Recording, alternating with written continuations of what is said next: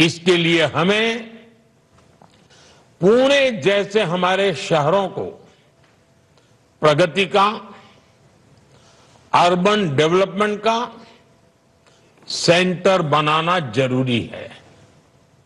आज पुणे जिस गति से आगे बढ़ रहा है, यहां जनसंख्या का दबाव भी उतनी ही तेजी से बढ़ रहा है।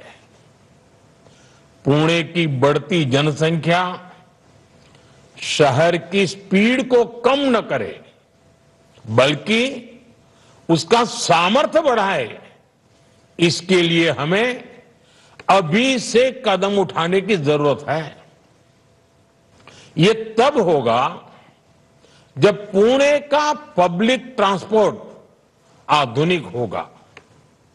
ये तब होगा जब शहर का विस्तार तो हो, लेकिन एक क्षेत्र की दूसरे से कनेक्टिविटी बेहतरीन रहे। आज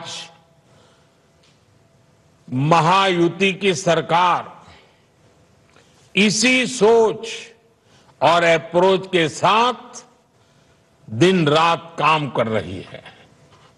साथियों, पुणे की आधुनिक जरूरतों को ध्यान में रखते हुए बहुत पहले से काम किए जाने की जरूरत थी।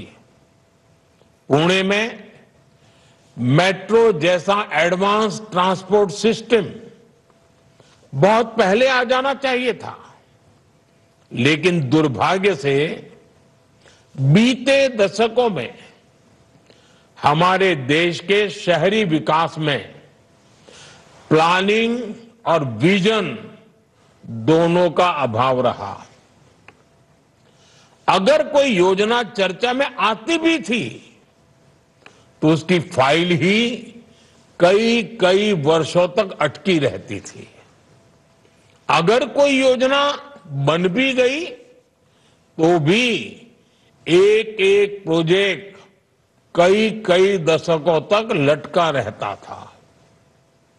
उस पुराने वर्क कल्चर का बहुत बड़ा नुकसान हमारे देश को, महाराष्ट्र को और पुणे को भी हुआ।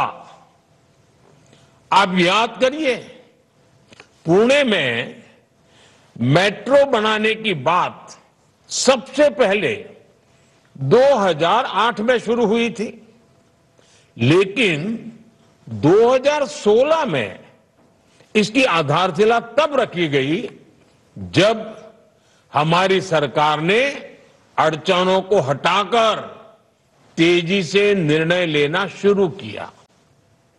और आज देखिए, आज पुणे मेट्रो रफ्तार भी बढ़ रही है और उसका विस्तार भी हो रहा है। आज भी एक और हमने पुराने काम का लोकार्पण किया है, तो साथ ही स्वार गेट से कात्रज लाइन का शिलान्यास भी किया है। इसी साल मार्च में मैंने रूबी हॉल क्लिनिक से रामवाड़ी तक मेट्रो सेवा का लोकार्पण भी किया था। 2016 से अब तक इन 7-8 वर्षों में पुणे मेट्रो का ये विस्तार, इतने रूट्स पर काम की ये प्रगति और नए शिलान्यास, अगर पुरानी सोच और कार्य पद्धति होती तो इनमें से कोई भी काम पूरे नहीं हो पाते। पिछली सरकार तो 8 साल में मेट्रो का एक पिलर भी खड़ा नहीं कर पाई थी, जबकि हमारी सरकार ने पुणे में मेट्रो का आधुनिक नेटवर्क तैयार कर दिया है। साथियों,